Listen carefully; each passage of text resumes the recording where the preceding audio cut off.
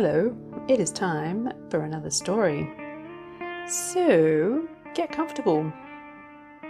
Yeah, I'm telling you what to do. Get comfortable.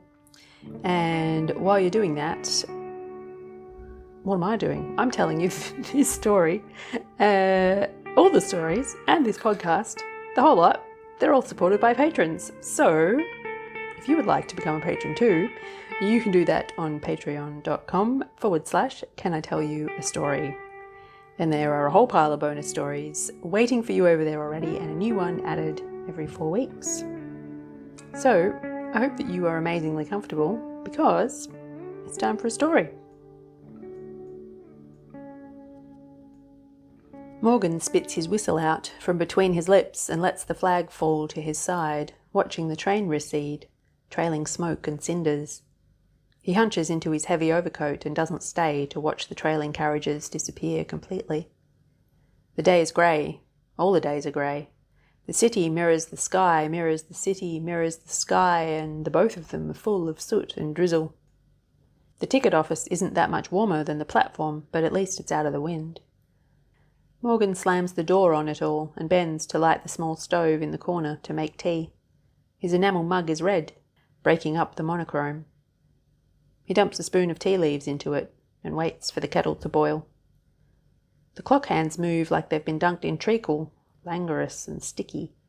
He keeps glancing up to make sure time's still moving forward, sure that it ticks on the spot when he's not paying attention.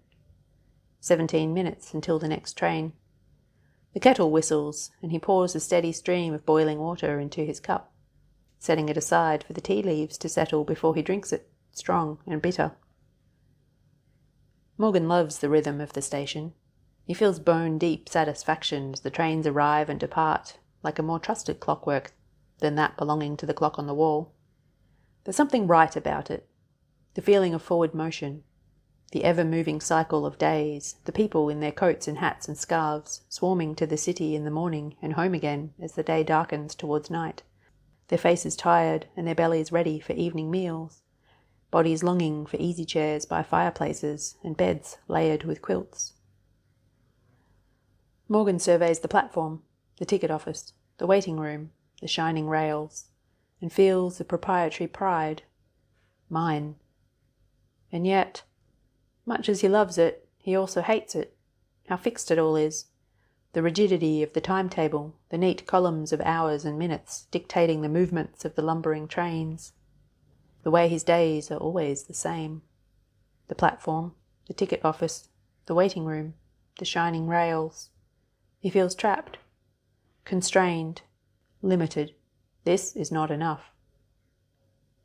When he was small, he used to dream of old oak forests, leaves falling, branches bared to the sky, waiting for the moment to bud again and fill their crowns with vibrant green. He dreamed of fields rolling from fallow to fuzzed with soft green shoots, to ripe with harvest, and to rest again, of time turning in bigger, wilder circles than the rigid railway that his dreams have shrunk to fit, artificial and unsatisfying. He has shrunk to fit, been filed down, denuded of any shreds of wildness he may have contained, reduced to a cog in the machine that is the running of the railway.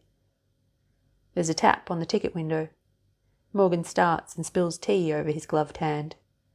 He looks up and sees a dilapidated black hat through the glass. Below the hat is a wrinkled face, grinning up at him, body obscured by a voluminous black fur coat. Attached to the woman by a lead is a small, sticky-looking child. "Morning, Morgan," says the face. "Hello, Phyllis," says Morgan. "Hello, Millicent. Where to today?" He always asks, though the answer is always the same. "Return to town, please, and a child fare for Millie, the same."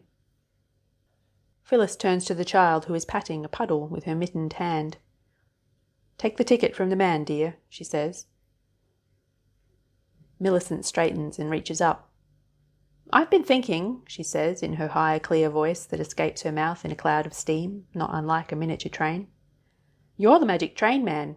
How do you make the trains go? I want to know." A laugh is surprised out of Morgan's mouth. "Oh, no," he says. "I don't make them go. I just sell the tickets and wave the flag when everyone's on, and it's safe for them to leave." "But I've seen you," says the child, looking him in the eye. "I've been watching. You make them go." Morgan can't find any words to respond to the unwavering certainty in Millicent's gaze. "You don't have to tell me today if you don't want to," she says. "But when I'm big, then will you tell me?" Says Morgan, none of whose life experiences up until this point have prepared him for the conversation he's now having. He doesn't want to lie to her, but nor does he want to disappoint her by telling the truth. Phyllis grins at him, eyes disappearing into wrinkled folds. "She's right, you know," she says in a stage whisper that's louder than her regular voice. "Without you, all of this would fall apart." She waves an arm, and in the wake of her gesture Morgan sees an echo of collapse. Crumbled bricks and ruptured rails, the station empty and bereft, a lone page from a crumpled newspaper blowing along the platform. Morgan is glad there's no one else on the platform to hear them. He doesn't know why this assertion makes him fidget, uncomfortably warm under his heavy coat, chest alive with the feeling of needing to back away. There's nothing magic about him. "Whatever you say," he agrees, absolutely willing to lie to Phyllis to find the path leading to her silence. He is saved by the horn of the woodbound train arriving from the city, the sound plaintive in the distance. Morgan slaps the ticket window shut so the closed sign is visible and hunches further into his coat as he leaves the ticket office and steps onto the platform, flag in hand. It's raining again, a soaking drizzle that clearly has no pressing business elsewhere and has thus decided to spend the day right where it is. "Away from the edge, ladies and gents, keep well back." Morgan's voice carries the length of the platform without his having to strain, despite there being no one on it but Phyllis and Millicent, waiting for the city-bound train. It wouldn't matter if there was no one there at all. The train is arriving, and so the words must be said. The train pulls in, hissing and huffing, brakes groaning as it slows to a stop.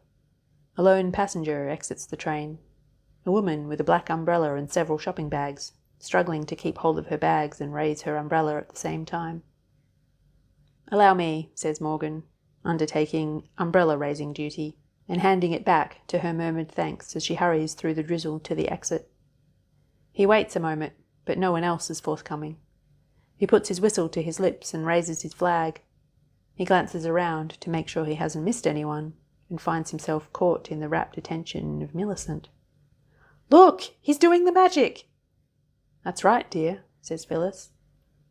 As with her earlier gesture, her words touch something in him, a deep feeling of ruin, of trees falling and earth groaning, of iron being pulled from its shuddering depths, and then a breathless kind of quiet as shining tracks are laid down. Order following chaos that was never truly chaos, but feared as though it was. Tamed with timetables and scheduled precision. A new kind of cycle, divorced from the wildness of nature's own seasons. Morgan blows the whistle and lets the flag drop, the piercing noise drowning out the sudden wash of shame that rises through him and overflows like a king tide too high for the shore. To be so believed in, so wrongly. Magic? He is the antithesis of magic. Just the station master at a station small enough for him to be the only one there, doing all the jobs, because it's not worth hiring anyone else to help. Master in name only, slave to the railway. "Hey, magic train man, can you make our train come now, please?" Morgan looks helplessly at Millicent, a wisp of white blonde hair escaping the hood of her anorak. He wishes he could see himself as she does, wielding the esoteric magic of the timetable, in charge of the cycles of arrivals and departures. He announces the trains and they appear, conjured by his words. But that's ridiculous. The timetable is master, not him. "Mister?" 12:18, he finds himself saying. "Your train will be here at 12:18. "I'm too little to tell the time," says Millicent, gravely. "A statement of fact, not deficit."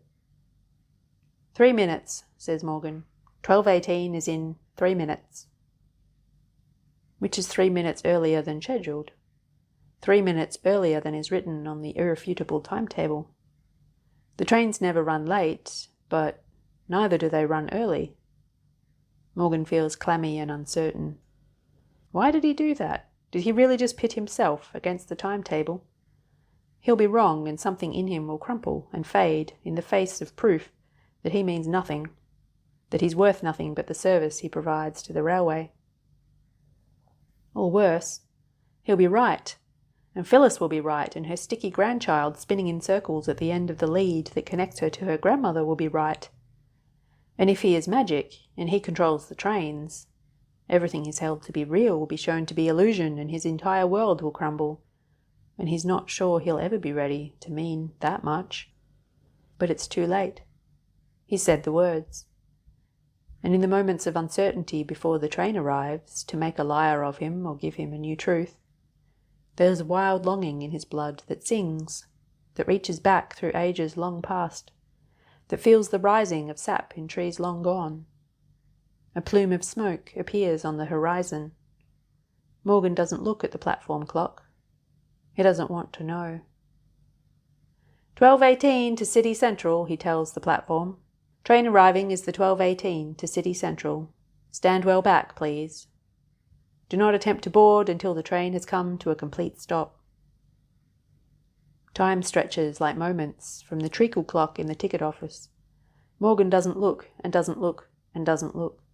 He feels like he's floating, like his feet will never find the ground again. The train engine is a restless animal at the end of the platform, black and shining. Its breath great hissing clouds of steam and coal smoke. Morgan doesn't want to watch Phyllis and Millicent step lightly across the gap between the platform and the carriage, but he has to see them safely aboard before he can wave the flag and allow the train to depart. Phyllis catches his eye with her own, beady underneath her misshapen hat. Her look is too knowing. He feels naked in the frigid afternoon, skin raised to gooseflesh, all his tender, vulnerable parts exposed. He doesn't want to know what she sees when she looks at him. But then he does know. He doesn't want it, but the knowledge is there, lodged in his mind like a memory he'd been searching for, newly remembered, but right there all along. It's always been there. He tries to look away from Phyllis's dark eyes, but her gaze is steady and clear, and he is dragged with it, through himself, and deeper, older, back and back and back. Morgan knows his own family tree, all the way to the distant past, when the trains weren't even dreamed of. Back to when the station was a standing stone. Back to when the roots of his tree met the branches of Phyllis's tree and mingled. The realization is a shock. Phyllis? A relation? He'd grown up thinking he was alone. Perhaps a vague uncle, living abroad, who might have once sent a postcard. Phyllis's gaze won't let go, and Morgan's memories stretch back further, back to when their ancestors spun the seasons on their wheel, when their rites and rituals moved time itself on its axis. Back to the primordial well of power that sits at the base of that axis, and the joyful weight of responsibility and meaning that comes with being a steward of time itself. With the new and ancient knowing comes feeling.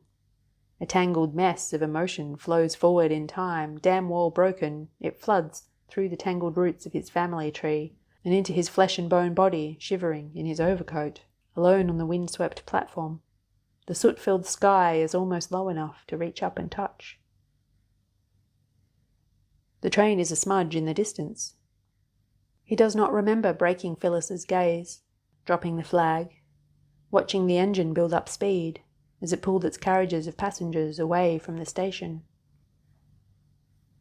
Morgan looks at the station clock. It's just gone, 12:18. He pushes the door to the ticket office open in a daze and barely registers it slam shut behind him. He wraps his hands around the red mug. His tea is cold. There is no comfort to be found in simple things, not with the enormity of remembered responsibility caving in on him. He can't tell if he's numb from the weight of it or if it's the cold. His mind is fog. He sees himself in retrospect, enacting the rites and rituals of the railway, keeping time running, the sanctity of the timetable, each task a holy rite. Will the spell be broken now that he has altered the ritual? Will chaos gain a foothold and start to claw its way in? Or is it him that's finally breaking, and none of this is real? The rest of the day happens by accident. It's certainly none of his doing. He's on the platform with his whistle and his flag, and he's miles away, insulated from panic by numbness as grey as the clouds drizzling into the lamplit early evening puddles. 5:13 woodbound train, 5:13 woodbound train, stand well back, please. Phyllis alights, sticky child in tow, looking slightly stickier. Chocolate rings Millicent's mouth, and she looks tired and pleased with herself. Morgan looks at Phyllis, helpless and grasping. What do I do? How do I keep going, knowing this? I can't be important. I'm nothing. I just work here.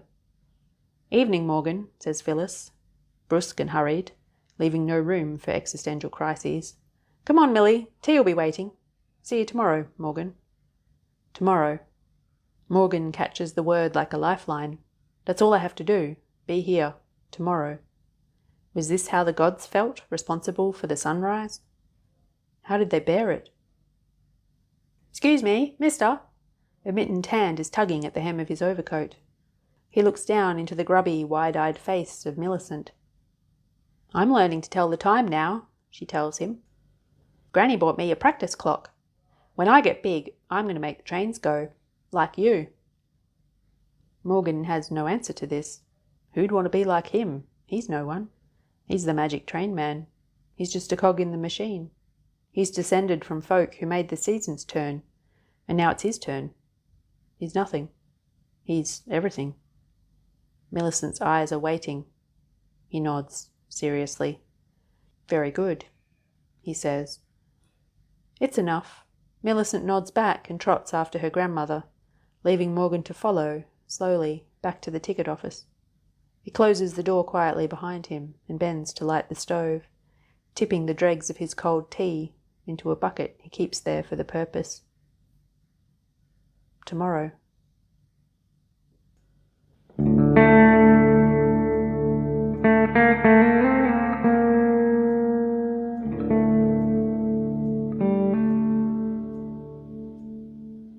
Thanks for listening. I hope that you enjoyed this story, and if you did, and you want more stories, you should become a patron. Patrons receive bonus stories. There are piles of them already waiting for you, and other things, including my endless thanks. And you can find out more about all of that on patreon.com/Can I Tell You a Story. Until next time, I hope that part of you reaches back and finds the old magic and brings it into your days in the form of wonder.